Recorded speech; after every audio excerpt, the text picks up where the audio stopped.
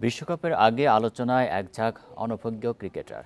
Zimbabwe সিরিজের ক্যাম্পে ডাক পেয়েছেন জাকের আলী, রিশাদ হোসেন, তানজিদ তামিমের মতো তরুণ প্রতিভারা। জিম্বাবুয়ে সিরিজের দলই হবে বিশ্বকাপে ছায়াদল।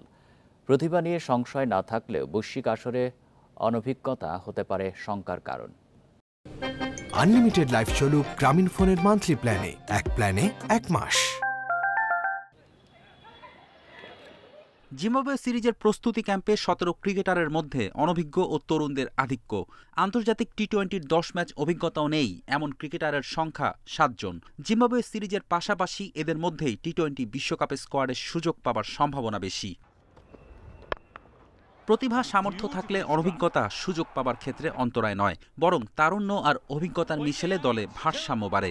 2007 বিশ্বকাপে তামিম, সাকিব, মুশফিকরা একেবারেই তরুণ ছিলেন, তারপর পারফরমেন্সে আলো কেড়েছেন। পরবর্তীতে হয়েছেন দেশের ক্রিকেটের কাণ্ডারি।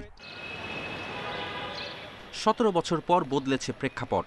আগে যেখানে 2007 বিশ্বকাপে ভারত ও সাউথ আফ্রিকার মতো পরাশক্তিকে হারানো বড় অর্জন ছিল, আর বর্তমানে প্রত্যাশার পারদ চড়িয়ে বাংলাদেশ বিশ্বকাপে অংশ নেয়। সেমিফাইনাল এমনকি বিশ্বকাপ জয়ের স্বপ্ন নিয়ে হতাশার গল্প লেখে প্রতি আসরেই। অনভিজ্ঞ তানজিদ তামিম, পারভেজ ইমন, জাকের আলী, রিশাদ হোসেনদের বিশ্বকাপের আগে আর অভিজ্ঞ করে নেওয়ার সুযোগ ছিল। তাহলে হয়তো বিশ্বকাপের আগে সহজেই তাদের কাঁধে আস্থার হাত রাখা যেত।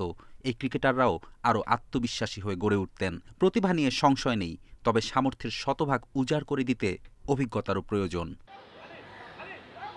তামিম, সাকিব, রিয়াদরা সময়ের সাথে সাথে নির্ভরযোগ্য ক্রিকেটার হয়ে উঠেছেন। বিশ্বকাপ ঘিরে বাঙালির স্বপ্ন থাকে।